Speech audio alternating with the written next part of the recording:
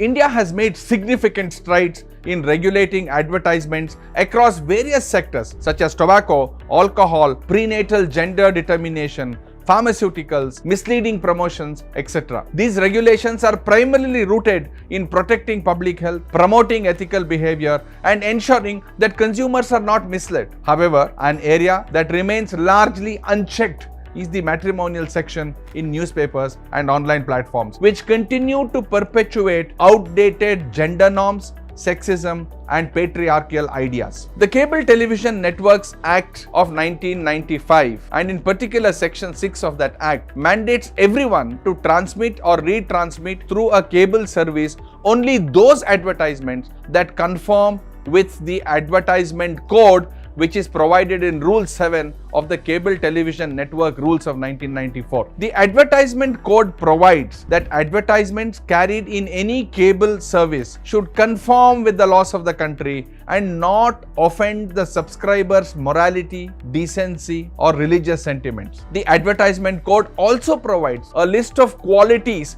which advertisements carried in cable services should not possess, such as degrading race, caste, color, creed, or nationality, or tending to incite people to crime, or causing disorder, or breaching any law, exploiting the national emblem, for example, or exploiting a national leader's image or a state dignitary, projecting a derogatory image of women, exploiting social evils like dowry and child marriage, directly or indirectly promoting the production or consumption of cigarettes, tobacco products, alcohol, infant milk substitutes, feeding bottles, infant food, etc., are all prohibited. Take tobacco for example. Advertising related to tobacco and alcohol is strictly regulated under the laws. For example, the Cigarettes and Other Tobacco Products Act, or COTPA as it is generally called, and the state level restrictions on alcohol promotions. Tobacco advertisements are prohibited on television, radio, and public spaces.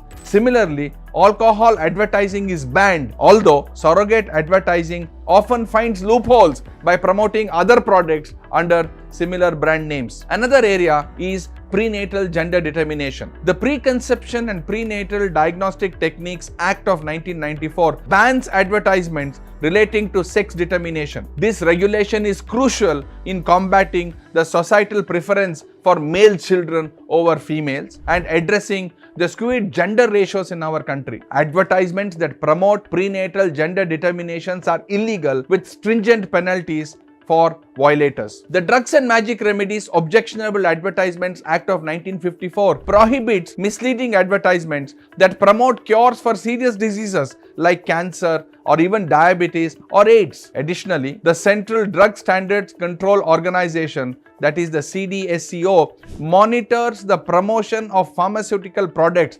ensuring that advertisements meet ethical standards and do not exploit vulnerable consumers. The Consumer Protection Act includes provisions regulating misleading advertisements across sectors. The Advertising Standards Council of India, or ASCI, a self-regulatory body, plays a crucial role in the monitoring of advertisements and taking action against those that mislead or deceive consumers. The body issues guidelines and codes for ethical advertising practices and has in the past taken action against exaggerated claims in sectors such as real estate, health supplements, and even education. Look at professional standards. Physicians under the Indian Medical Council, Professional Conduct, Etiquette and Ethics Regulations, and lawyers, for example, under the Bar Council of India rules formulated under the Advocates Act, are specifically prohibited from soliciting work or advertising their services in any manner whatsoever. Now, despite the advancements in regulating advertisements in various sectors, unfortunately,